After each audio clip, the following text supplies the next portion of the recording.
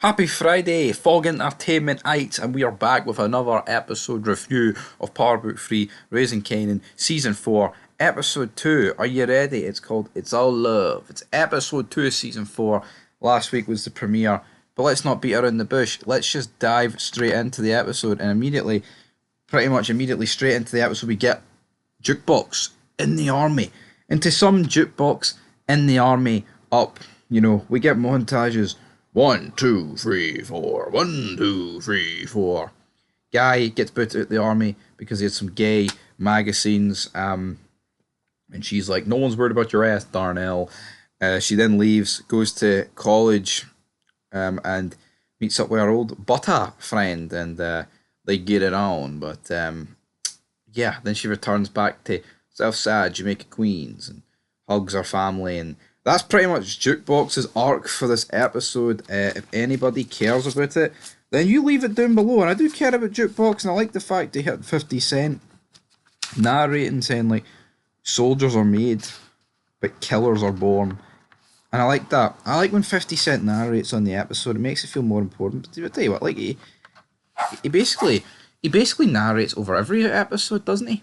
At the end of the day, and I feel like that was important in this to hammer home that fact. And it's good to see Jukebox getting some form of like military training, and we know she will eventually join the police. So we'll see how that goes down. Hard, we cut to the police station. He's basically found guilty, working in cahoots with Ronnie. It's nothing we didn't already know, though. You know what I mean? We already knew this was going to happen. And then we see top man, Sergeant. Or is he Sergeant? He basically wants us to be put to bed, even though they don't care about it. He says, even if Hard was dirty, a dead cop is not good for business, and I'm probably going to get early retirement rammed in my arse, or up my arse, in 6 months' time, and I don't want this eating me alive when I'm at the job, so I want this solved, and I want it solved now. I respect that for this guy, so he puts this guy in charge. At this point, Famous has been missing 2 months. I can't even remember the last scene with Famous.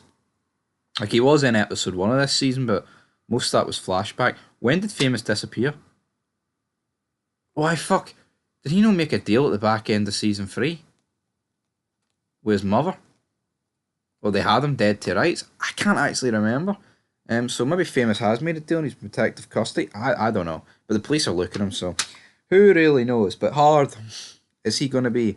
Well, he's out as a dirty cop, so unfortunately for him. We see Unique. He goes to the old house. He's wondering what the fuck's going on. He's punching holes through walls.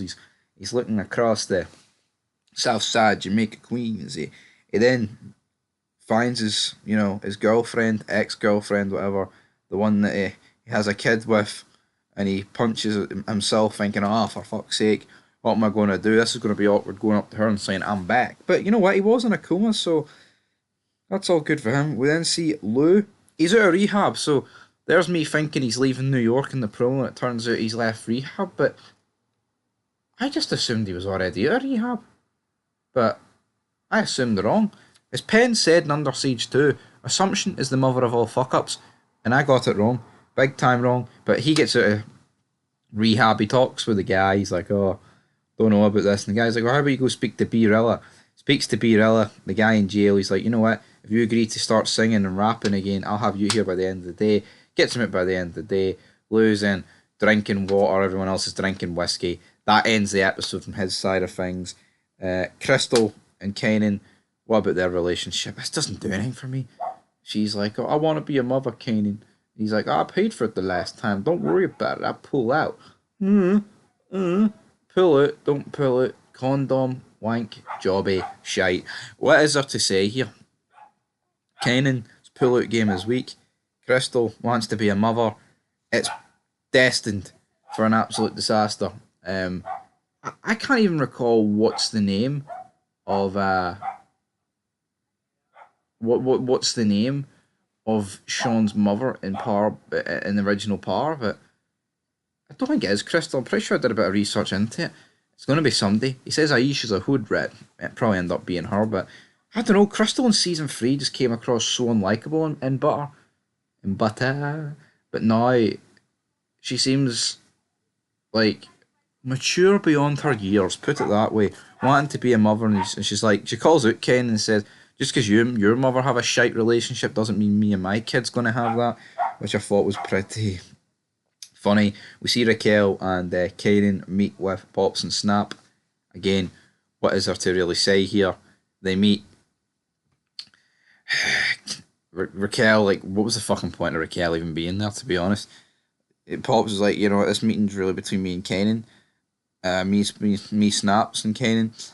And Raquel just stands there, and then when Kanan wants, like, a tag in for his mother, she's like, sure, I've got nothing to do with this, Kanan. She's like, alrighty then. And then they tell Kanan, you know what? You owe us more money because what we did was an investment. You're giving us our money back, but we want a percentage on top of it. How's Kanan going to get that money to them? Who knows? Raquel warns him, says that, you know what? They drop bodies. You could be next. Watch out, son. And then they start arguing about Hard and fucking Ronnie. Oh, you killed Ronnie. Oh, but you killed my father. No, that's shite. And then, yeah, Raquel, Stefano, task Marvin with another task of, straightening this guy out.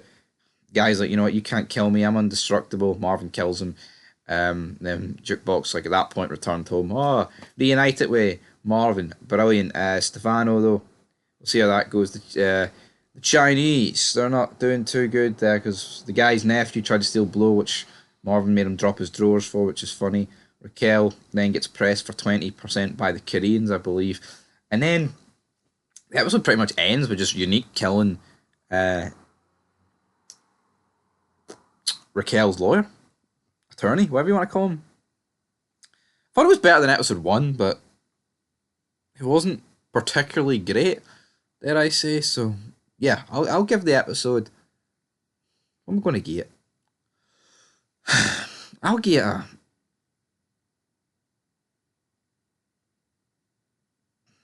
I'll give a 7 out of 10. I thought it was alright, and it's like one of those episodes early in a season that's like planting the seeds for later down the line, but I thought Stefano was going to be way more pissed about Marvin killing that guy. But, I mean, obviously don't actually hear Stefano's point of view on the phone, POV, but the way Marvin was conducting the conversation, it didn't really appear that there was ever, like a problem. So we'll see how that goes. But anyway, folks, leave it down below. Big Stevie signing out here. 7 out of 10. We're back soon with episode 3.